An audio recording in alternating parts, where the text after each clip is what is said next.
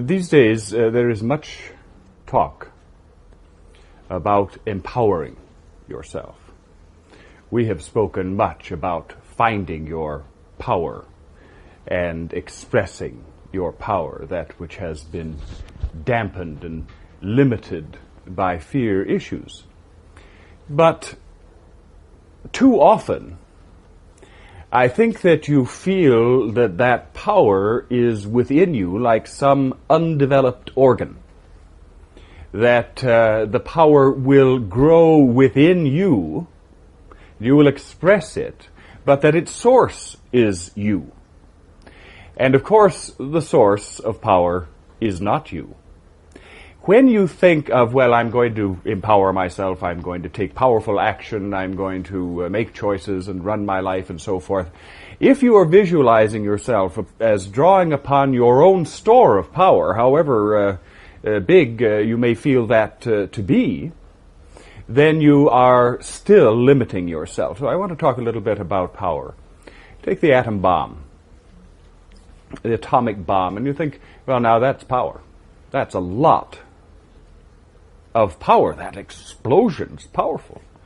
And indeed, if you're standing in the middle of it, its power is immense. And if you're standing many miles from it, its power is still immense. But if you're standing on the moon, it's barely a spark. The power of the sun, the star that lights and warms this solar system. Now surely that is immense power, bringing warmth, great light, powerful energy, lighting up millions of miles. That is immense power. And yet, from elsewhere in the galaxy, it's barely a twinkle. And the galaxy itself, all of that energy, the massed energy of the stars within the galaxy you live in, that is power, great power, immense power. And yet, in the immensity of the physical universe, it too is just a light bulb, and about a 40-watter at that. Even all of the collected power, all of the collective power of the entire physical universe is but a portion of the energy contained in all there is. All there is God. Within that immense storehouse of power is all energy, creative energy, the energy to heal, the energy to become, to change, to grow, all of the energy you need when you plug in to the source. You will have complete access to that energy only when you become aware of the immediate, personal reality of your oneship with God. When you feel the overwhelming love that is the essence of God in your heart and in all life that you see. When you love God, you love all. All is contained within God. God is all love. You cannot but love, sympathize, empathize, understand. You can never judge. You can never condemn. You can never destroy. When in your heart is that purity of identification with God. Now, when you are young children, you may picture God, if you do at all, as the traditional bearded old gentleman, somewhat more eminent than the President of the United States, but still very imaginable. Some of you may visualize him as a bit of a busybody who is constantly looking over your shoulder and criticizing your actions. Some of you will have thought of him very little, but your imagination was encouraged to be very little. The images of God were the images of man writ large. That which was created for you to worship, jealous, spiteful, petty, needing tremendous amounts of adulation, so obviously deeply insecure, lusting for money and virgins and such like. All of the lusts and loves and power and greed of humanity projected onto a larger screen. Well, God, of course, is none of that. It's why you don't fit into traditional religious observance, because it really hasn't traveled that far in sophistication and in understanding. Really hasn't grown to embrace the consciousness that you are reaching. Too many absurdities, too limiting definitions based upon petty differences. Does God really care if you are sprinkled or dunked in baptism? Does God really care about baptism at all, except in that it is a symbol of a real inner involvement? God cannot be limited as God has been limited. When you limit God, when you create many warring images of God, you cannot fully partake in the power of the essence of God. You cannot limit God by your descriptions. It is not for you to be able to purely picture some image of God. Well, is he like a human being, or does he have tentacles, or is he just pure vapor, ether? Is he some amorphous spirit that inhabits everything from the tables and chairs to the dogs and the cats and the human beings, and the essence of everything in some sort of a vague way? Does God have a personality? Does God have a gender? What is the nature of God? Well, these are monkey questions. They're the monkey questions of the physical aspect of the human being and the ego consciousness that is attached to that physical aspect. It's not important to define God in pictures of imagination. God is found within your heart, metaphorically speaking. But as you feel, as you all have felt during this process, your heart opening, receiving, the less and less your heart is blocked by your fears and your limitations and your self-doubts, you make room for an upswelling surge of pure essence of love, i.e. God. Where the thought of God can bring tears to your eyes. The infinite quality of that love. The awareness that you are a part of that.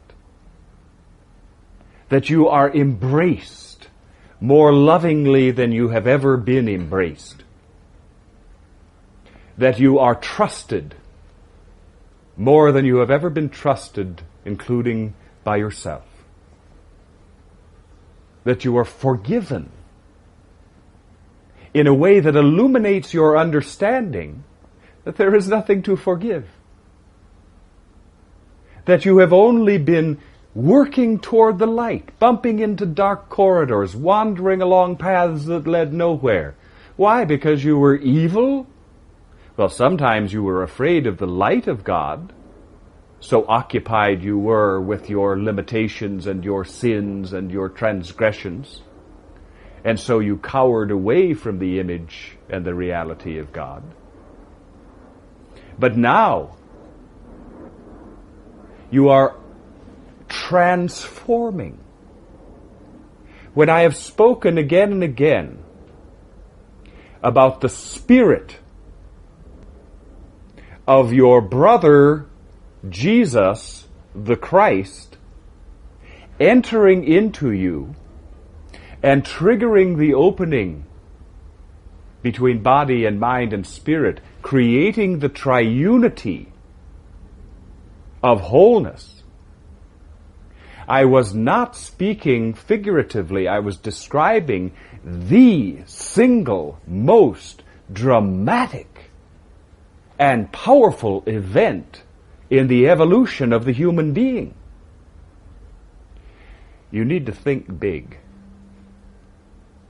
You need to see this journey and its wonderful gifts, which you have fully earned, as being as magnificent as they in fact are. Do away with all littleness, littleness of dreams and ambitions, littleness of goals. Do not listen to those who would say to you, now, be realistic. Now, compromise. Now, be satisfied with what you have. And be glad you don't have less. All of that was a part of the divided human being, part of the duality, the separation, the fact that you were lost in the valley of the shadow of fear. That has been the history of humanity. This is the end of history. You are becoming a new being. And it doesn't require a lot of changes on the outside, except that you'll be and look healthier. This third evolutionary step, the physicality has been taken care of. The freeing of the mind has been taken care of. The unifying quality of the spirit is the third evolutionary step in the development of humanity. Built, of course, upon the preceding steps, but more magnificent. You are becoming aware of God and of your oneness with God and of your deep returned love with God. You are magnifying yourselves beyond all comparison with the past. And I urge you to act that way. To follow your star. To materialize your dreams. Trust yourself. I'm not saying you can wave a magic wand and become king of the universe or president of the bank or the toughest guy on the block. What I'm saying is that you can do and accomplish so much more than you ever thought, and that you can trust yourself that what you choose to create is within your power, though stretching it and increasing it, and is absolutely appropriate to this part of your process. You're not going to create something as a child might out of wish fulfillment and ignorance. Neither are you going to limit yourself thinking, well, this is all I deserve and I'm lucky to get this much. You're going to expand enormously, and you will help that expansion and increase its scope if you act with boldness and confidence and courage, and you take your dreams, and all of that stopped you before has been timidity, fear, the feeling of being undeserving, thinking, well, I'm only so limited in my power. I mean, what can one person do? I can't create that. But now you can. Now you can. You couldn't before. You were quite right. You couldn't do it. You were too preoccupied with your littleness to see the possibility of bigness. That's not the case anymore. Reach. You think that's too far a reach. You'll be surprised at how far you can reach. Try it. It's too big. You'll be surprised how big you are. the power to accomplish all of your goals, the power to heal yourself physically, emotionally, and mentally, the power to have positive, loving, growing relationships is within your grasp as you realize your oneness with God. And that realization is in no wise intellectual.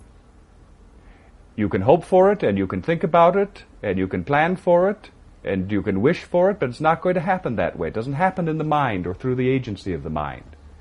It is a logical outcome of the process that you've been going through of exploring, experiencing, forgiving your weaknesses and your doubts and your questions and transforming. Going through the terror of death and birth. You have earned what you are now entitled to receive. Ask, and it shall be given unto you. This is no Dale Carnegie success course. This is real power. This isn't changing your personality. This is changing your essence. In your meditation, in your contemplation, feel the power entering into you. You are not separate from the earth. You are not separate from the sky. You are each other.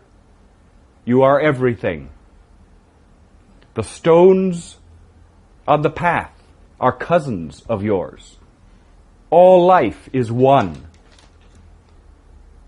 You will find yourself responding more deeply, more gently, more wisely, more lovingly, more openly to all the people around you, from the clerk at the convenience store, to the boy that delivers the papers, to people you pass on the street. You will feel the growing love and recognition and understanding that you are not different from me. You are a part of me going through issues that I have gone through. I cannot judge you as I have learned not to judge myself. When you cause me pain, when you cause me fear, when you cause me damage, I must respond as a wise parent would respond, in measure, in fairness, exerting discipline, but never punitive, judging with love, judging with compassion, judging with understanding. Whether it's the child of your loins or the mugger in the park, this is not a precept that you must follow. This is not a law. This is not a rule. This is not an ideal. This is not a goal. This is. It simply is. It goes with the territory. I said a long time ago, you're all gods in training. A rough way of trying to draw the image of the oneness between you and the God that contains all. I wish to stimulate you to reach beyond your grasp, to recognize that you are plugged in to the real source of power, bigger than the atomic bomb and bigger than the sun and bigger than the universe itself. That power is yours. The power to create, the power to transform, the power for one thing to become another thing, for a whole to become greater than the sum of its parts. God power. God shares it with you gladly. You are His creatures, His creations, of His essence, His children. It is why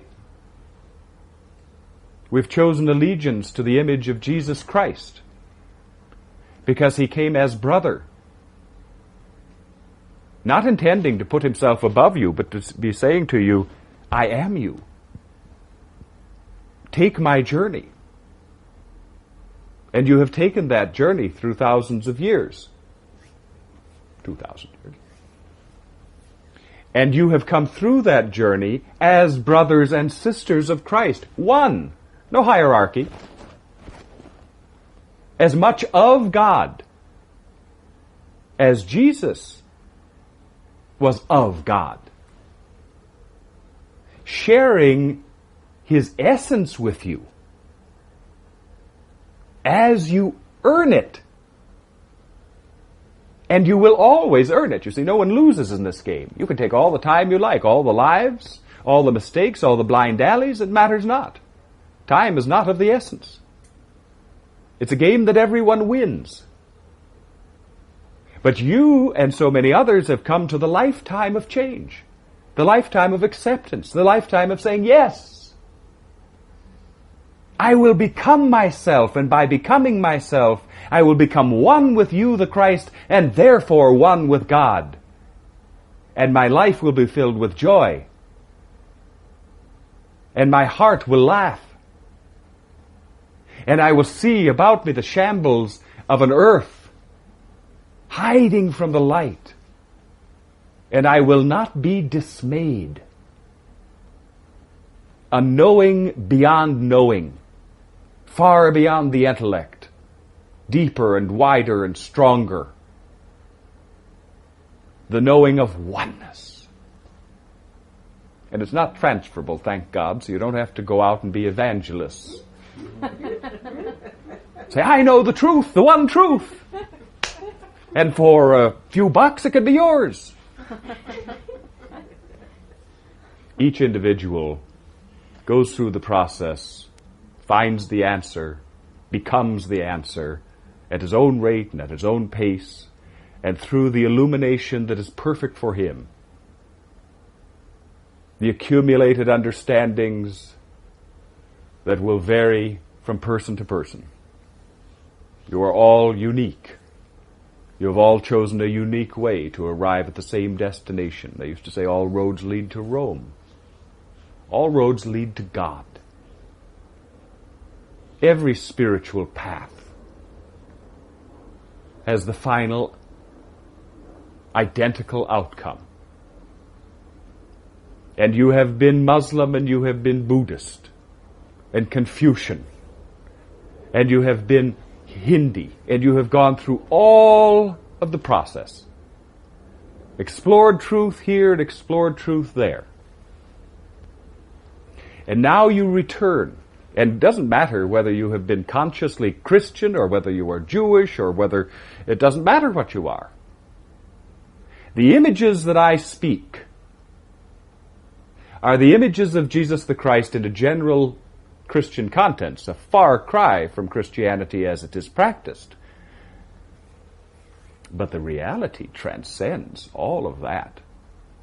The symbol that I use, Jesus the Christ, who came and gave the image for you to follow and to become, has come in many forms, in many lives throughout the earth. And every single one is a doorway. Every single doorway leads to the power that unites. Use that power. Stretch yourself. Reach out. Have more fun, more excitement than you've ever had in your life. Practice eliminating fear and doubt. I don't say it's going to magically happen like that, but you've got to start. Go on that trip you've always wanted to go on and thought, well, I can't afford it, I can't take that much time off, and it's sort of scary, and oh, there's riots going on over there, and all sorts of excuses to keep you in place. Well, take the trip, for heaven's sakes. You don't like what you're doing to make a living, and you think, I'd really like to do this, but I'm not technically qualified, and I probably couldn't get it, and I'm too old, or I'm too young, or I'm too stout, or I'm too something, and not enough something else. And I say to you, let all of that nonsense go. Reach for what you want. Don't accept second best. Whatever is best in your eyes and in your sight, that brings you joy, that brings you accomplishment, that brings you satisfaction, that allows you to express the power of God within you. Take those choices. Don't hang back. Every step that you take will open the next and make the next step stronger and firmer. Give your life room for the confirmation of your power by exercising it. exercise it, grow the muscles of the spirit, reach beyond yourself, and you discover you cannot reach beyond yourself, for you are one with God and you cannot reach beyond God. Now I open for questions. They can be personal questions, so don't hang back. I don't expect you to have a lot of questions about tonight's topic. It's all pretty self-explanatory. You buy it or you don't. Clark and I have been having a lot of arguments about religion lately, and I was wondering if you could tell me about a past life that maybe could shed some light on this. Well, he has been, well, he won't like this, but there are some remnants of that frame of mind, the Inquisitor, the Inquisition. Now, you think of the Inquisition, and you think of torture, and you think of classical villains twirling their mustaches and so forth. But what in fact it was for many, and of course there were many motivations of the priests involved in that process. But it was the intent was the purification of the religion. The intent was to eliminate heresy. The intent, as it always is with human beings, was mixed, some conscious, some subconscious. Some of it was political, some of it was spiritual, and it was all very intolerant and highly judgmental, and that was the point of it. It was intended to be intolerant and judgmental, and it succeeded admirably. But that frame of mind, and it's an important one to have experienced, and you've all, not necessarily in the Spanish Inquisition, but one lifetime or another, you have been in that sort of a rigid black and white, operated within that sort of a rigid black and white universe, expressing that deep fear and self-doubt that expresses itself in inflexibility. In saying, I can't be right without you being wrong. And I can't allow you to be wrong, because it will bite into my rightness. And so the dog chases its tail. In that life, now I may reassure you, weren't a victim of his. He didn't put you on the rack or anything, but you were a colleague. And the difference is that you had a secret. And the secret was that you were Jewish. That you had been forcibly converted, your family, that is. You were among what are called the Marranos. Those who were, by and large, either forcibly or feeling it politically wise, who converted to Catholicism, but only on the surface, and kept the Jewish life alive within the home and within the heart. That was not known to him at first. And when it was discovered, his intolerance, and it was interesting for you, well, that's putting it mildly, in that you had been completely accepted by him as a fellow cleric and believer and so forth, and to discover this about you, well, you weren't a different person. He had just discovered a new facet of you that utterly changed his view and changed his position regarding you. Now, it was quite legal for you to be a Marrano. Indeed, it was one of the objectives of Catholics to convert the Jews. The fact that that conversion was only skin deep was a different matter. But he judged you only without even knowing that it was skin deep. Only on the fact that you were not born into this religious belief. And so you had deep doubt that he was still anything but that you were still anything but a Jew. And so there was a schism there, and you'd been close colleagues, but he turned against you because he was so rigid in his outlook. Not an evil man, but limited by his rigidity and his need to be right. Now, he's been working in a lot of lives on those very issues of rigidity, intellectual pride, judging. So you're going to find more than residue of that in this life. But he wants to change. And one of the many reasons that you're together with him is to allow that change to take place. So be the water that beats on the rock. It takes a long time, but the rock will give way. I have a question about, is there a possibility of some further education for me this year? July now is my month, and what possible areas that there might be. Is there an interest in music of some sort? That looks very promising, and all it takes is your choice and your action. It's there for you to choose. It's not an illusion, and it's not something you need to wait and hope for a sign. I'd say the sign says go. There seems to be so many different areas. Well, that's where you have to trust yourself, of course. Here's the big menu. And so you need to look on the menu and say, how does that taste? How would that taste? How would this taste? So look at the options offered and see which one tastes the best in your imagination, and choose it.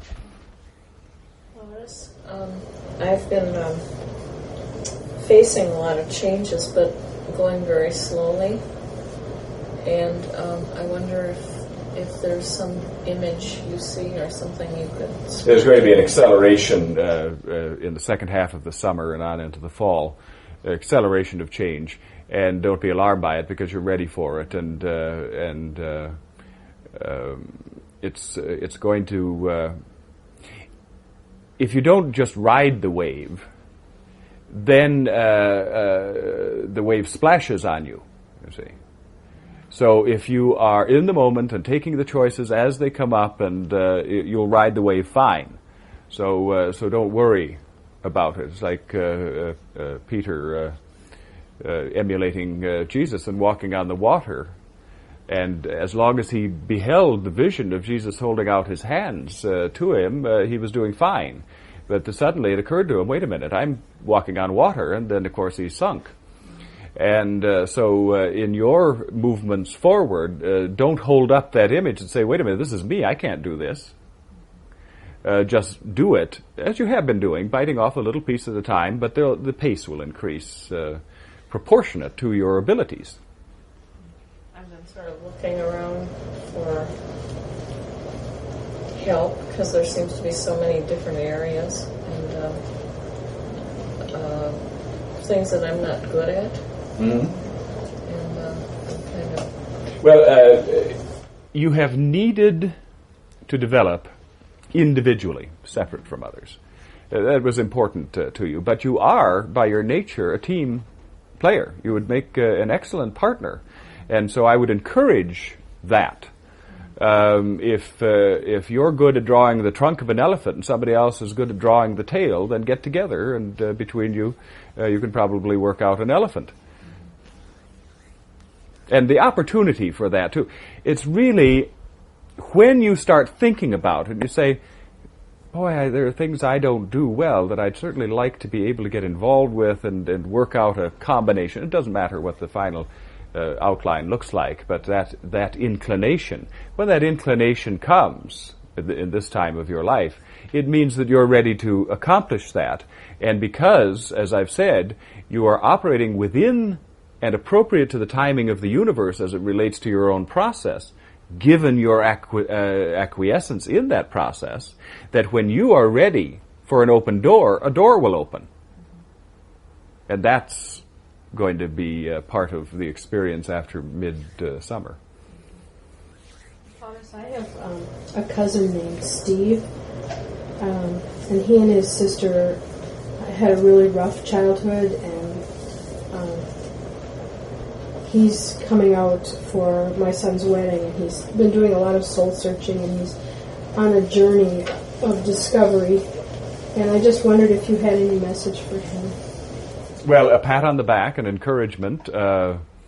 It's been a tough go. The image that I immediately saw was interesting. It looked like an egg, but it was a rock giving birth. Imagine what it would be like to give birth when you're encased in a rock. And it takes more than a bit of pecking to crack the rock and break it open. And he's been working on this for a long time, on issues of captivity, issues of loss of freedom, of abuse, of others forcing him into a diminution of his own sense of self, breakdown of identity, that sort of thing. Anyway, he's going to have a very interesting autumn this year. Many things are going to change. It is the point where night meets day. And it will work to increase his faith and his strength and his courage, but it's going to mean breaking up matters, old matters. And I can't say exactly how, but it's some of it is pretty, I don't want to say violent, but powerful, requiring strong action, saying no, turning around, walking the other way. A strong statement in his life. And that's coming up, and it's nothing to be afraid of. As I said, go with the flow, ride the wave, and it's taking you where you want to go. And if it means going through some rapids to get there, well, hang on. Same issue. Can you shed some light on his relationship with his sister? They weren't close at all when they were young siblings, and they've gotten much closer now as older souls in this plane. Yes. They also were both adopted. Yes. Fellow sufferers.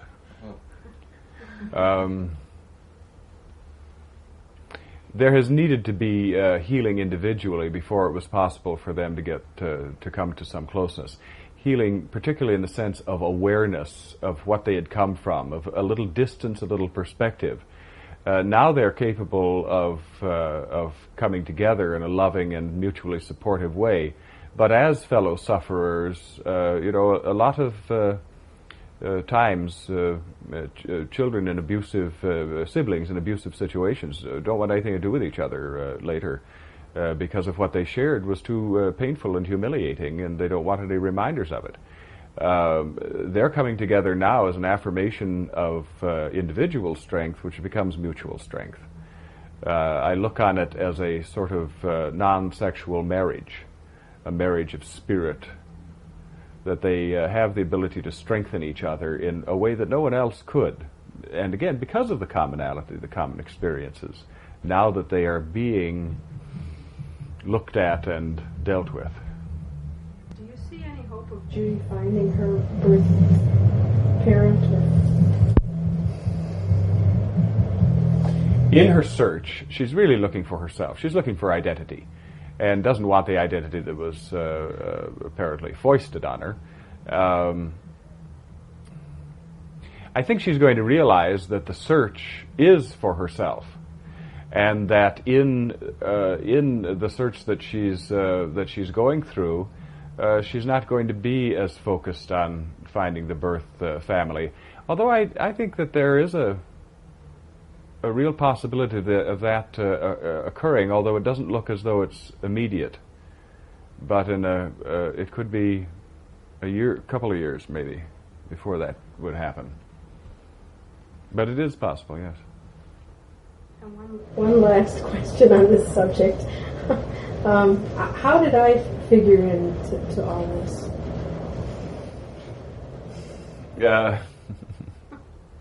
Well, I'll tell you the image that I saw from Walt Disney, and from Cinderella and the fairy godmother, Bibbidi Bobbidi Boo, that you are in those lives because of your magic wand. Not that you can heal the situation, but that you provide insight, not just support, but a sort of mentor mentoring, advice, good counsel. And I use that image because this is not necessarily ongoing. You may remain friends with them all your life, but the active part of the spiritually active part of your involvement with them is not much more lengthy, and which is nothing to regret, because you're going to play and have played this role in many lives, and you're going to continue to do so with more effectiveness and more consciousness. The mentoring, the counseling, the guiding to the door. You can't take anyone through the door, but you can show them the door.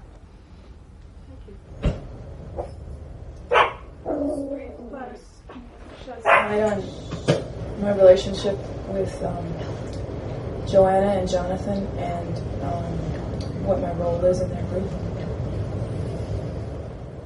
Assertion, mirror image, affirmation of self.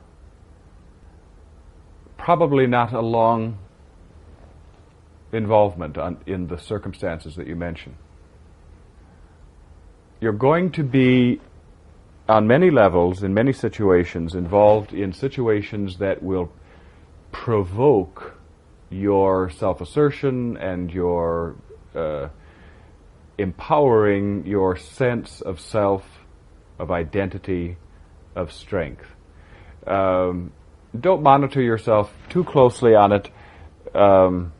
In other words, allow it to happen without judging, well, am I being too undiplomatic here, or am I bruising any feelings, or so forth.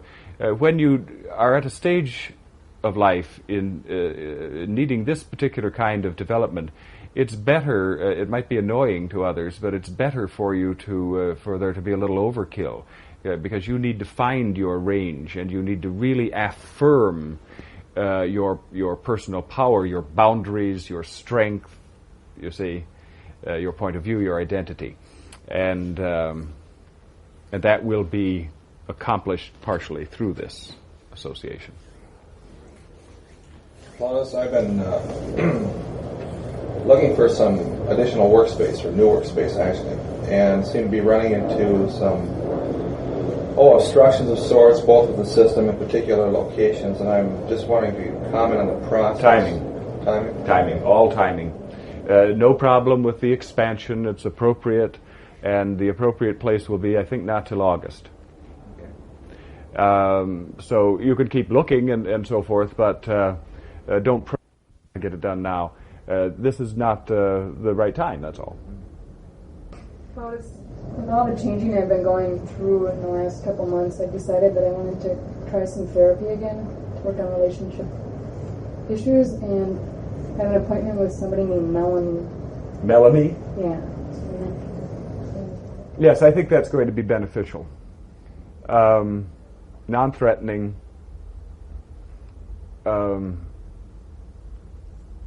It's how can I say this? It's not ripping, pulling, forcing change. It is.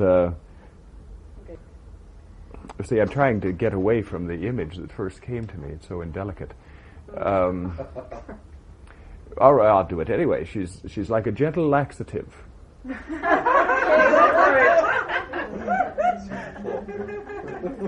And that, I guess, is the best way I can describe it. She will lead toward movement gently. I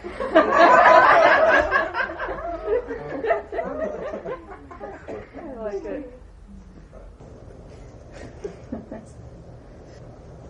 Plautus, in a group that I belong to, a woman there keeps raising the issue of how can a loving God allow child abuse. Can you speak on that? Well, you really, and it's, of course, it's a perfectly obvious question, and one that is utterly unanswerable in any satisfactory way if you do not understand multiple incarnations and the nature of karma, the nature of learning, the games, the roles that people play between each other, generation to generation, lifetime to lifetime.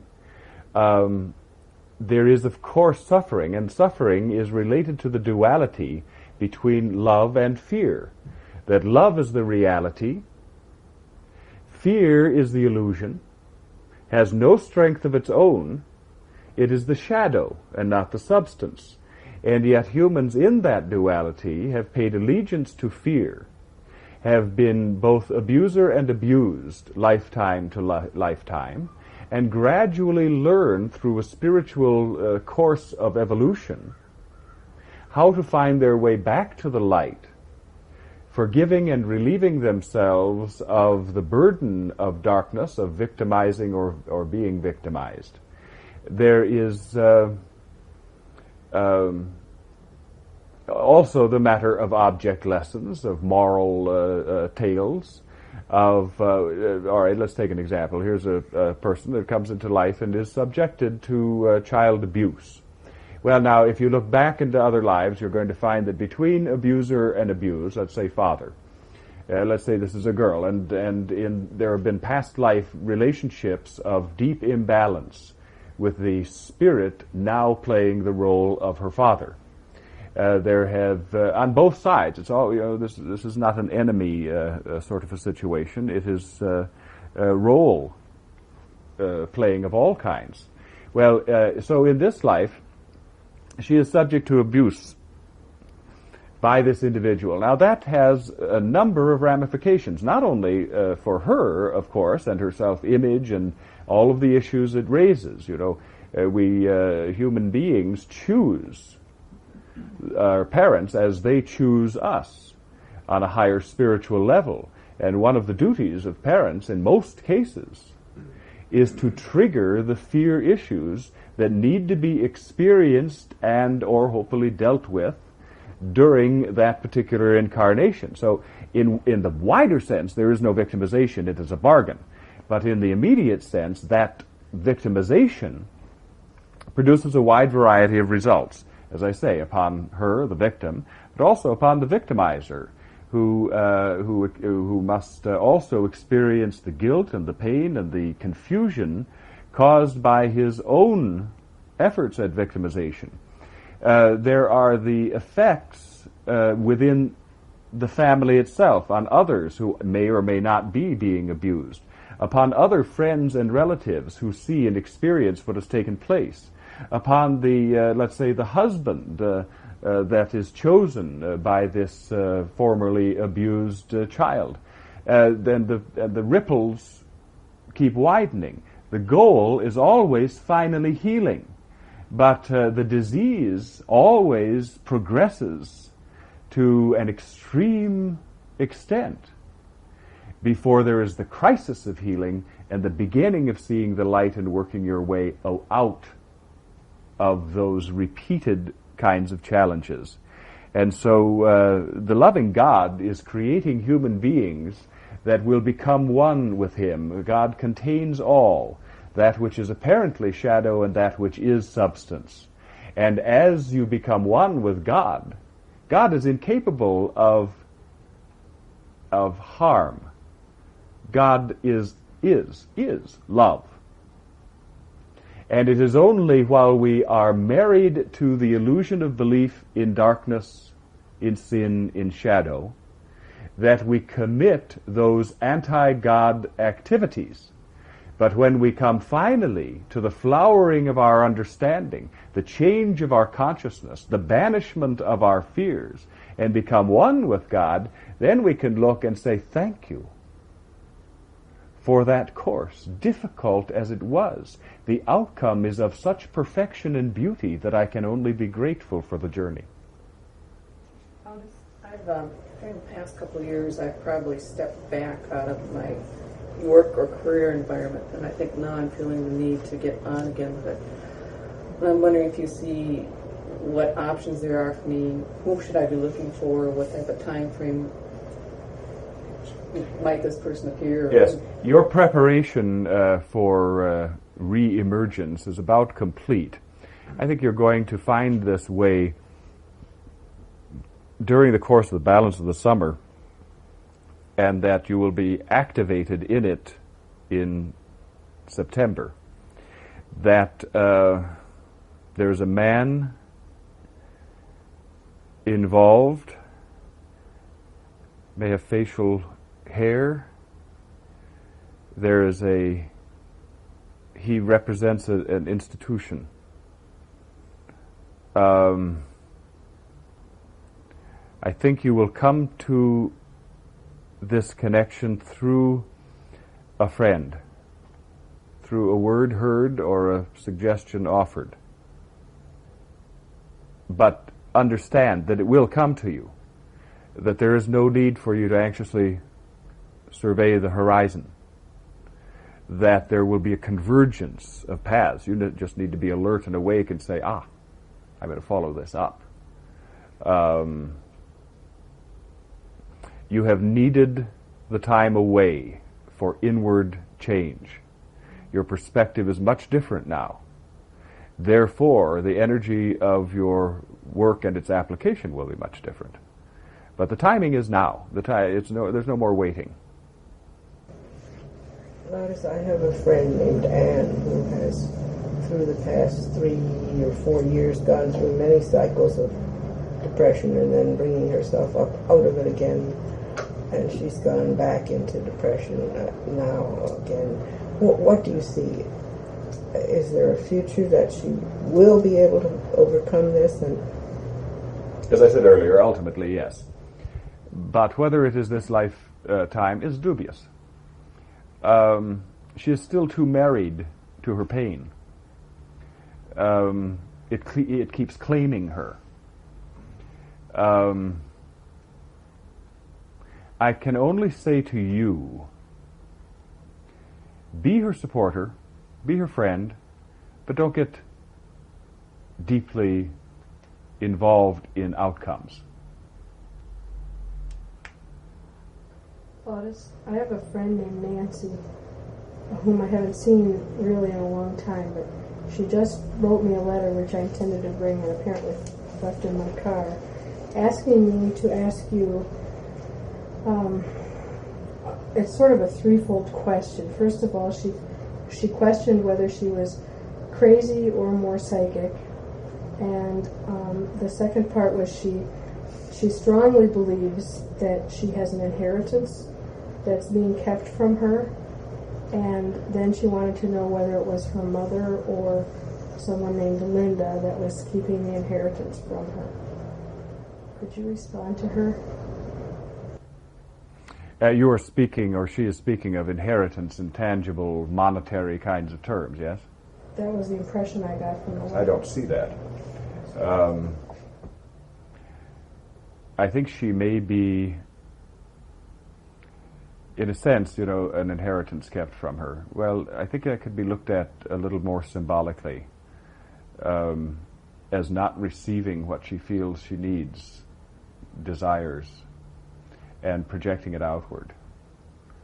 She is psychic, but I need to say this.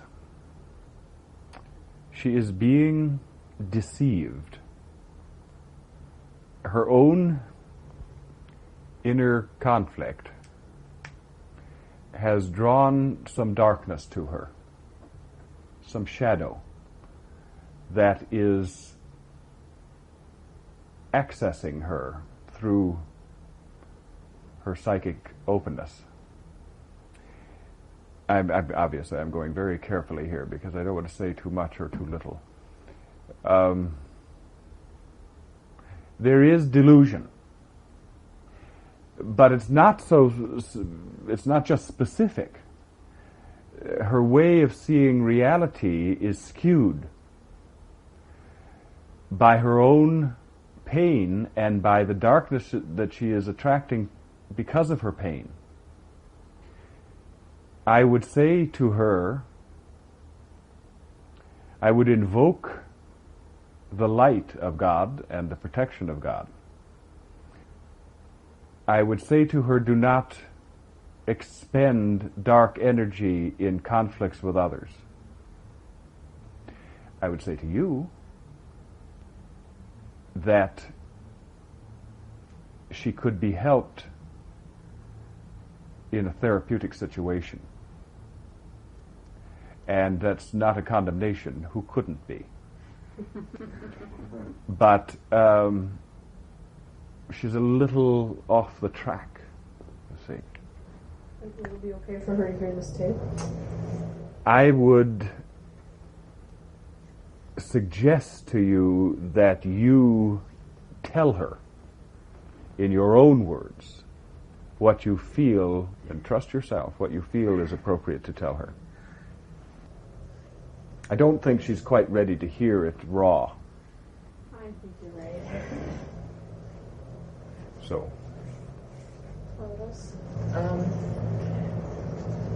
In my dreams, I keep dreaming of my son Marshall as a young person, and there's sadness attached to it. Lately, my dreams have been a little more, or have been more healing and completing. But then I wondered. Yes. For a lot of you, most if not all, there's a great deal going on in the dream state. A great deal of reviewal.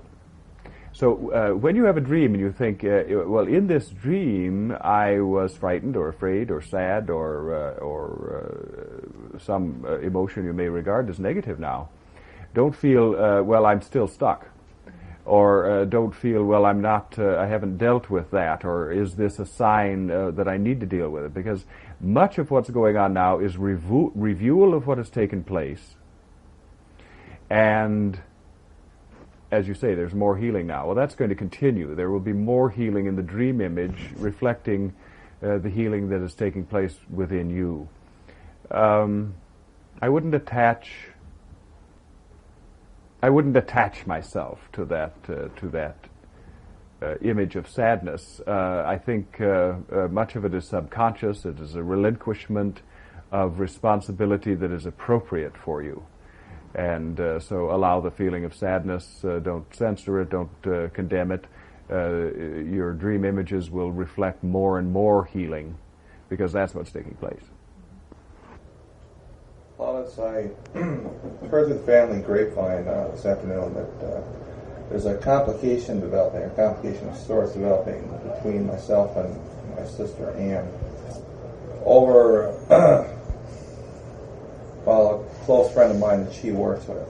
And I'm wondering if there's anything that needs to be done, or if what I've been doing up to this point is still going to be appropriate. Well, I don't know what you're referring to, but my impression is that your actions have been above reproach in this, and that there isn't any necessity for your change. I think this apparently is something she simply has to adjust to, and that what she may see as conflict doesn't need to be conflict. And I think, but it seems to be that the change of attitude or feeling is going to have to be hers. Okay. Very little I can do to... It doesn't look like. It looks like you're doing what you can, but you can't get inside and turn the dials in her head.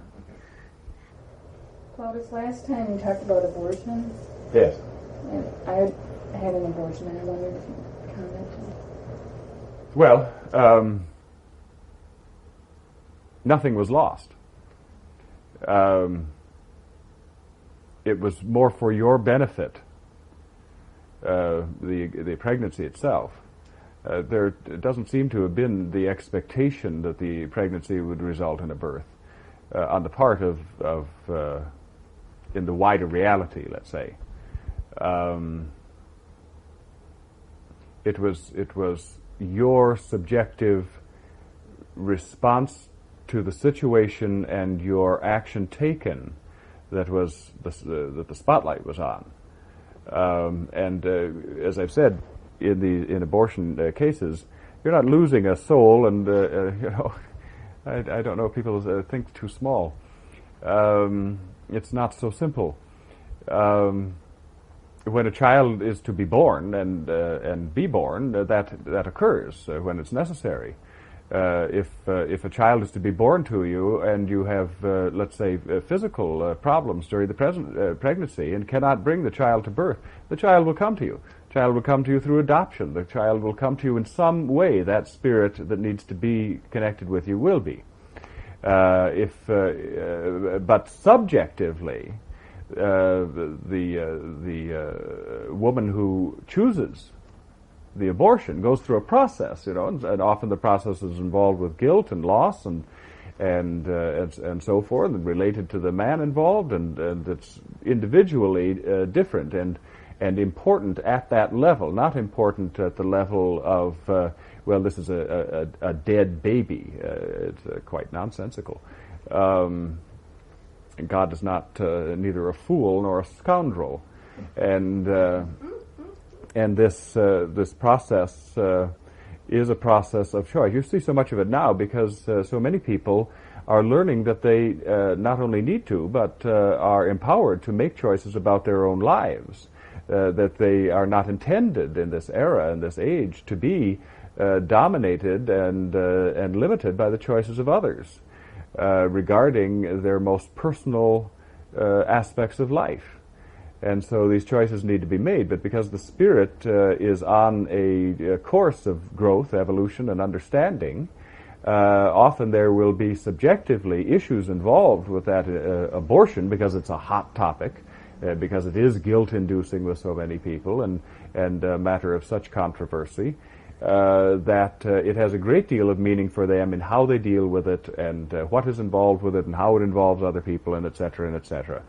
But now, in some cases, it's more than that. In some cases, there is a soul present, and there's a communication between mother and unborn child that's vital also. So there are a variety of things, but generally, it's just it's not an issue. So it's just not an issue. Well, it's not an issue, except on that subjective level as to your response to it. Not as to who was this soul trying to get in. That wasn't the case for you. There was no soul trying to get in. Plautus, my mother seemed to be tormented all her life. Can you speak on what is the cause of that? Give me her first name. Julia? I'd call her phobic. She was afraid of everything, including fear. And buried herself in succeeding layers of protection. But the protection didn't serve really to protect her, but to numb her. I don't know if she was an alcoholic or a drug user, but her profile would indicate the need to protect herself to that level. That her suffering was more than she could deal with, without becoming either an abuser of a substance abuser or sort of borderline psychotic or simply heavily neurotic. But she was largely dysfunctional.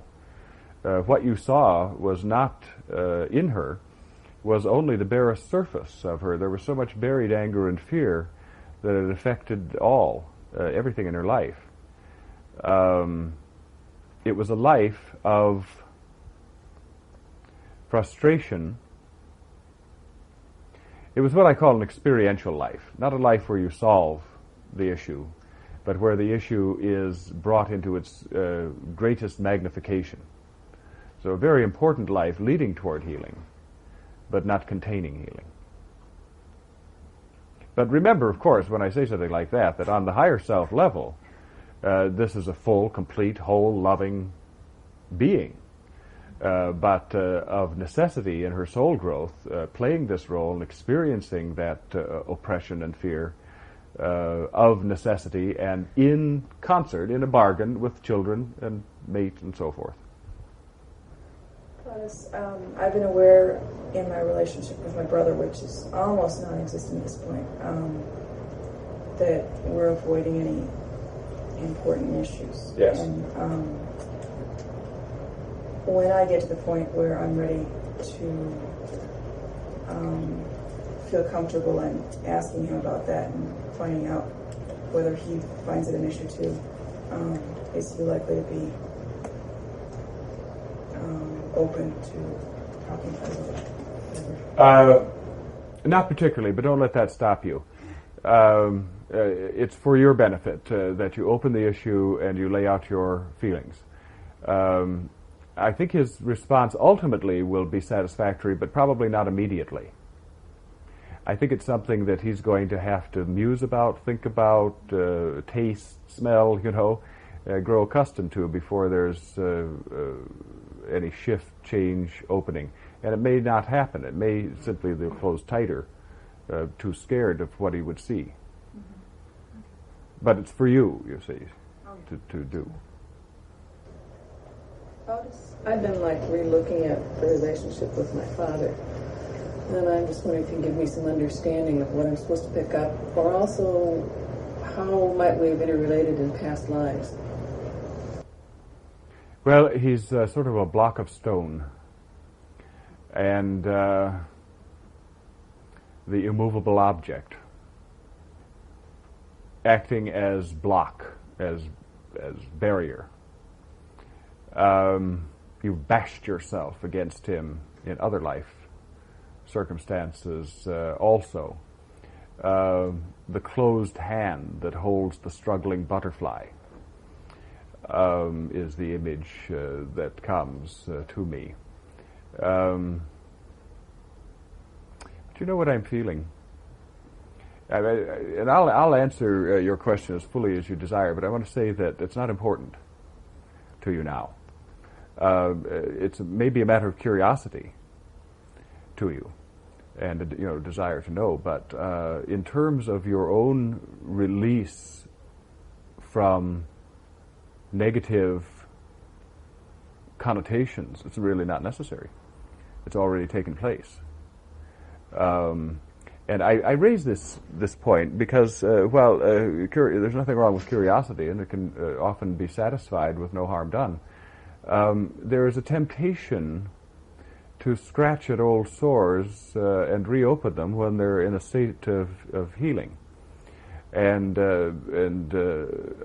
I'd say there's no real need to burrow around in the past trying to discover a key that has already unlocked the door. Okay. So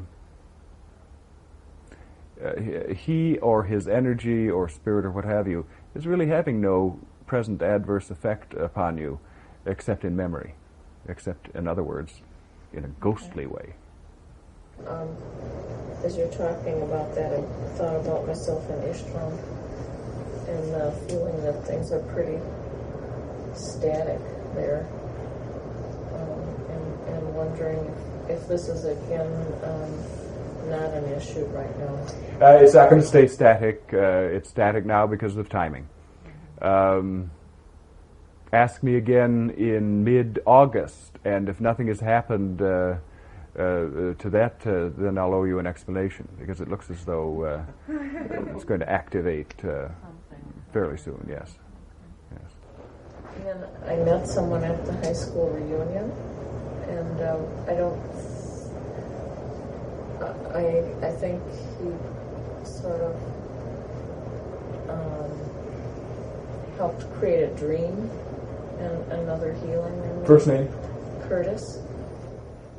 All right, yes, he's a guide for you. You know, you have many duties with each other. A lot of them you're not consciously aware of, and you may come in contact with someone, and that contact may be brief, but very, very meaningful. And you may not even recognize that it's meaningful. You're getting more sensitive to that sort of thing, so you're likely to. But any human being has all sorts of bargains, and it's like, we'll meet at 10:20 in Chicago on the date such and such, and I'll do this for you. And that's the kind of thing it is, where he was to act as guide in this case and do a little magic and go back to his life. And that's pretty much done already. Yes, that's the seed, the bulb that's flashed.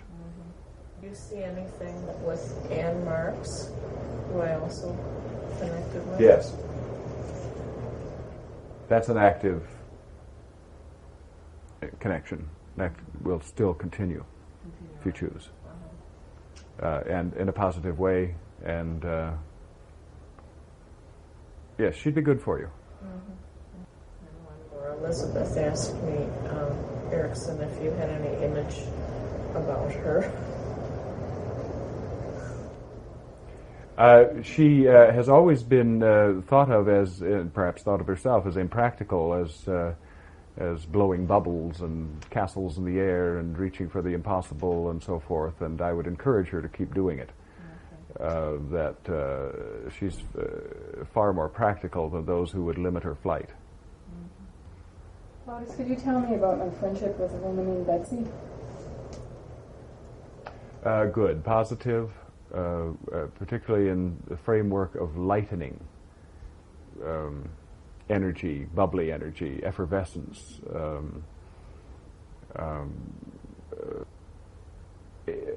energizing connection.